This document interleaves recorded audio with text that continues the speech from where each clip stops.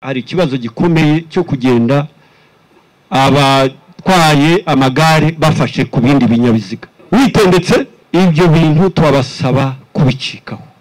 Ikindi kibazo gikomeye ni ikibazo cyo kutubahiriza amatara. Ari amatara y'imituku, red lights. Modoka zirahagarara, moto zigahagarara, ariko ukabona uw'igare we ntibimureba. Reka gutwara imizigo ibangamira abandi bakoresha umuhanda. Bahambira imbaho zifite metero 6.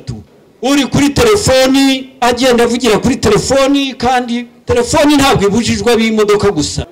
Ariko nubwo mu byumva ari ibintu bito, bifite akamaro kanini ku buzima bwabo nubwo abandi. Turabasaba kugira ngo hano mu Rwanda saa 12 bubabwije abatangiye kutagaragara, ukabona umuntu arashaka kugerageza kugira agendere imbere y'imodoka igende imugira ite imumurikiriza, lazimya amatara uragwa.